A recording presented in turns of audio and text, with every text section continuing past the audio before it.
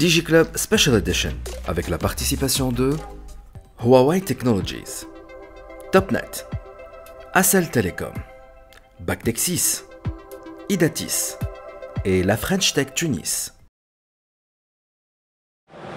ما زلنا معكم في الفيفاتيك من باريس وتوا بحذينا ضيفة عزيزة غالية. عايشك عايش. C'est une habituée de DigiClub. Alors, Madame Houdé Rosi, fondatrice de Open Startup. عسلامة.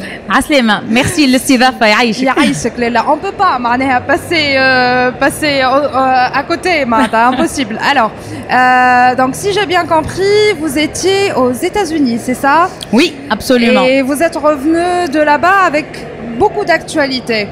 Donc, alors, on est en train d'essayer dans la construction de narratif نتاعها اللي يلزمو يتبدل باسكو اليوم كي نحكيو على افريقيا عمرنا ما نخمو على الديب تك.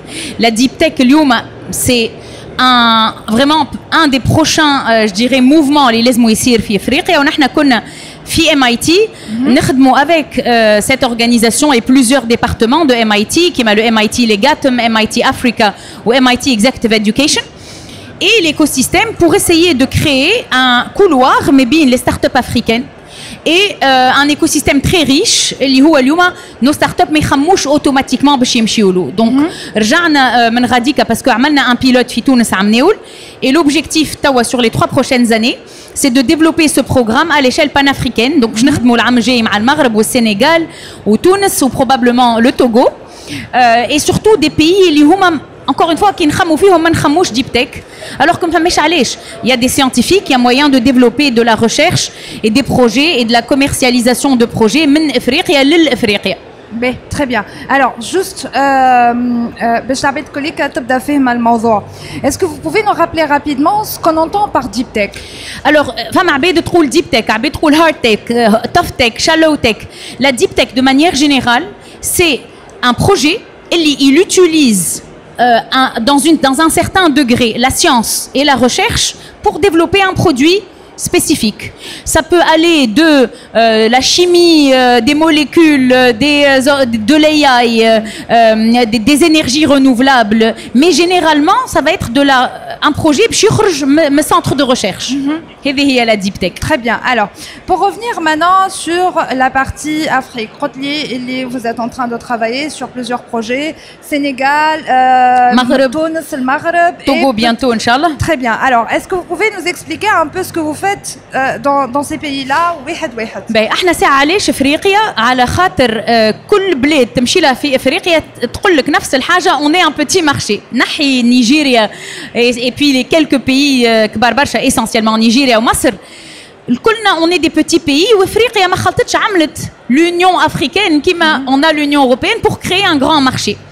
اليوم ce qu'on essaye de faire justement c'est d'aller prendre l'early stage entrepreneurs, surtout à l'early stage, où on fait du capacity building et on essaye de créer des relations de mentoring, de partenariat et de nous assurer qu'une start-up في المغرب ou une start-up في السنغال واحدة فيهم تستخدم على حاجة commune. Pourquoi ne pas penser à du mergers? Orzer récemment Expensia. Mergers and acquisition. Chouf récemment, معناتها انت سنة في عام entre Expensia ou شو اسمه اسماعيل l'ancien j'ai oublié Lama qui a été racheté. Masr et Appetito ولات je pense نسيت الاسم et donc finalement aujourd'hui c'est important من early stage باش نخدموا على des programmes panafricains et c'est ce qu'on essaye de faire اليوم. Très bien. Oui. Alors, est-ce que vous pouvez nous rappeler un peu les bailleurs de fonds avec qui vous êtes en train de collaborer? On a eu la chance d'être accompagnés petit à petit par différents bailleurs. Inch'Allah ما ننساهمش mais أول ما بدينا on a eu la fondation Biat و Afrique Invest, l'US Embassy اللي عاونونا برشا.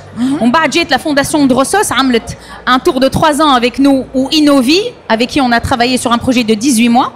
Et là on est en fin de projet مع Drossos ou Innovi et on a l'entrée d'un grand partenaire اللي هو Africa Grow relié à la DEG et à la KfW Et l'IFC, qui est également un nouveau partenaire, toujours soutenu par l'ambassade des États-Unis. Et on continue de faire du fundraising à l'échelle locale des pays où on va et à l'échelle internationale. Parce qu'on a des programmes, we are a not-for-profit, ما ناخدوش equity. Et donc, il faut, pour pouvoir continuer à faire tous ces programmes d'aide et de soutien, on consomme pas mal de ressources et on est obligé, et on donne des cash prices, on aide les startups à aller à l'international et on finance tout ça. Et donc, on est continuellement en train de faire du fundraising. Et là-dessus, un appel aux business angels récemment, Allo, le programme متاع الدولة, n'hésitez pas, on a des réseaux de startups et on a besoin pas que d'argent, on a besoin de smart capital, on a besoin de temps, d'expérience, parce que l'écosystème startup وحده, من غير l'économie classique, ne peut pas fonctionner. Très bien. Une dernière question. Open Startup, pardon, Tamil est très très actif justement, où vous avez toujours de l'actualité, vous êtes toujours en mouvement. Un objectif à court terme, un objectif à long terme.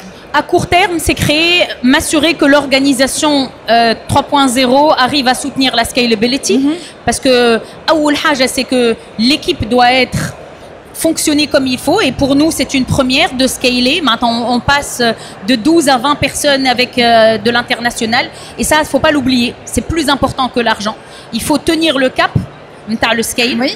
Et à long terme, c'est de bâtir un programme fort qui permette les startups de fundraise, et les startups créent un produit qui est acheté sur le marché avant le fundraising. Très bien, merci beaucoup. Merci Fadlek. DigiClub Special Edition avec la participation de Huawei Technologies, Topnet, Accel Telecom, Bactexis, Idatis et la French Tech Tunis.